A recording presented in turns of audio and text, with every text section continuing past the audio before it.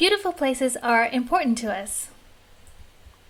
Governments around the world spend a great deal of money preserving beautiful places, as well as creating beautiful places.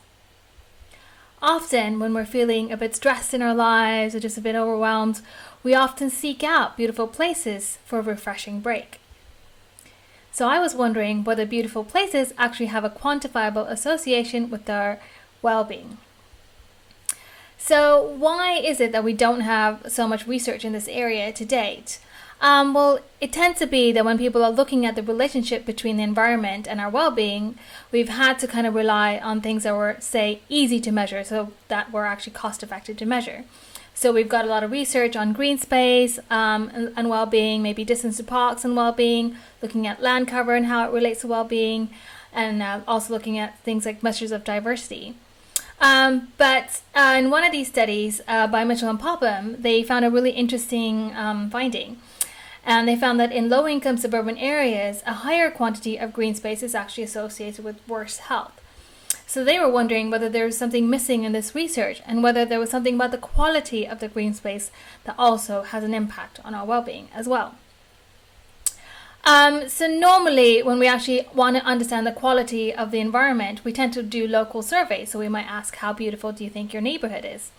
But unfortunately, this isn't a great way to actually measure beauty on a great scale. So say for an entire country.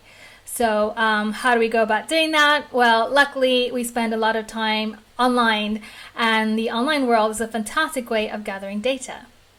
So I was really excited when I came across this website called Scenic or Not. It's just a simple game people play, and they rate these images between 1 and 10. But what's happening in the background is that there is about 1.5 million votes for 217,000 images for every square kilometer of Great Britain. So here's how all the beautiful places get mapped out. And as you see, there are a lot of places where, say, people like to go hiking or maybe go on holidays, are really like coming out very strongly correlated with scenic areas. So what actually makes a place beautiful? So if we just take a moment and we think about a beautiful place in our mind right now, what we're probably coming up is actually natural places. So we think of these like beautiful sceneries that are very green, also beautiful lakes and mountain sceneries. But this doesn't really tell us anything new with the research, because we already know that natural environments, exposure to natural environments are actually linked to increased well-being. So what I'm really interested in really understanding is if we can find a more nuanced understanding of beauty that goes beyond the fact that beautiful places are natural places. So can we actually find a collective understanding of beauty that is a bit more complex? So looking at some of the theories, this is Keller and Wilson's biophilia hypothesis, and it says we have an innate connection to nature. So it does say that we do find places that are beautiful, that are natural, such as fruit-bearing or climbable trees that might have aided our survival. But this one is an interesting theory because it's by J. Appleton's prospect and refuge theory, so it's not necessarily about natural elements, but it's saying that we actually also like spaces where we can see out into the horizon, and also places where we might find refuge. So this is going a little bit away from just natural being beautiful, but maybe there are other aspects of the environment that might also be associated with beautiful that might actually apply as well to built up areas as well. So these are interesting theories. So how do we go about testing them? Well, as I just mentioned, Scenic or Not has given me these 217,000 images rated about 1.5 million times. So this is a fantastic resource to actually try to see, what do we find beautiful? So if I wanted to analyze these images by hand, of course that would be impossible. But luckily, neural networks can come to the rescue. And we've seen kind of in AI, there's been a lot of advances in computer vision. So for example, with facial recognition and object detection. So this is a fantastic resource for me to use for my research. So I used a convolutional neural network. This is an AI model that can actually understand what is actually in a scene of an image. So for example, you can see an example where it's a a city environment, and it can pull out that there's skyscrapers, towers, office buildings, that it's primarily man-made objects in there. And then we've got another example where it says it's coast, ocean, or boardwalk. And also there's, again, we see that you can see the way to the faraway horizon, and that it's a natural area. So we can pull out all these different attributes from these neural networks to kind of get an understanding of what's in all these images that people have been rating as beautiful.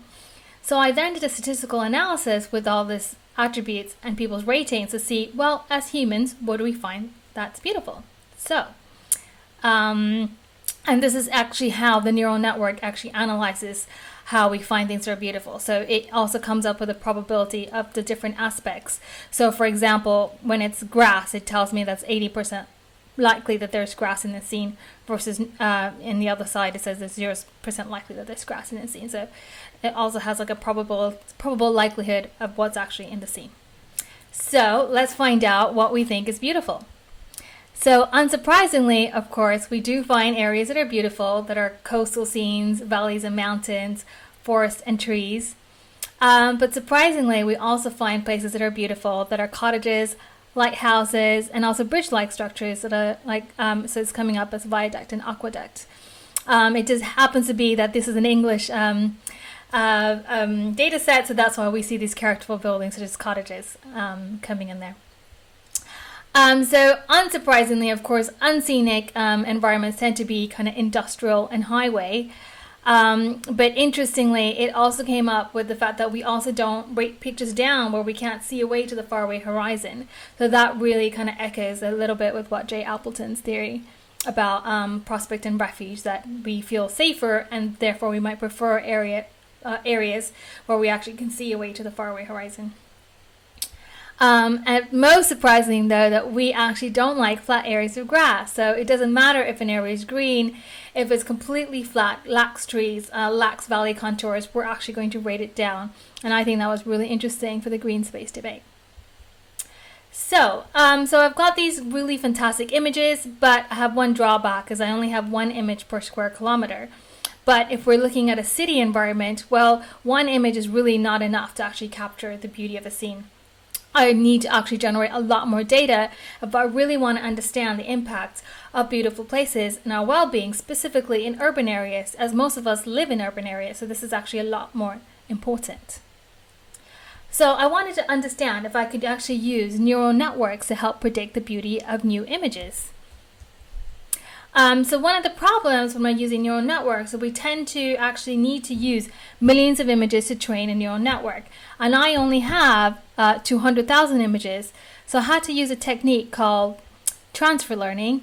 And this is an interesting technique where you actually can teach a neural network that already knows how to do something, to do a task that's slightly different. So you can get away without needing to train it with 1 million, millions and millions of images. So I went back to, again, that Places convolutional neural network. So that was a model I discussed before that already recognized the scene. So it wasn't too difficult for that neural network to now understand what the beauty of the scene was.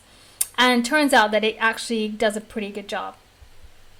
So just to kind of test whether the results actually kind of are in line with my own intuition, I just wanted to see what the neural network comes up with.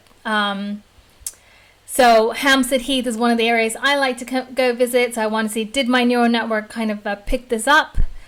And it seems like it did. So it basically, from all the images from GeoGraph that I've actually fed into this algorithm, it actually picked up that around Hampstead Heath there should be very beautiful scenic images. So purple is where it's highly scenic, and green is where it's scenic, and gray is where it's not scenic at all. So if we look at one of these images, this is a Hampstead Heath Ponds, and I'm sure everybody would agree that this is actually a very beautiful scene. So it's really picked up what we find as humans also to find as beautiful. This is around central London. So if we look around where all the green dots are, well, they tend to be parks. But interestingly, we also see an area, say, there's a little path, and I was wondering what it was, and it turns out that it's Regent's Canal. So it's also picked up that around the canal, there's also some beautiful scenery as well.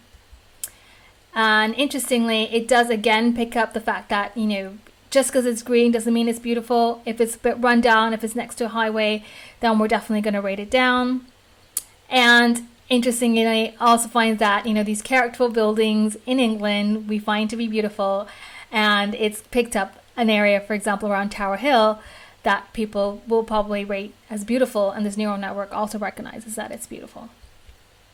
So I think that's really interesting because it turns out that beauty is not in the eye of just a human beholder, that we can actually train neural networks to understand beauty as well.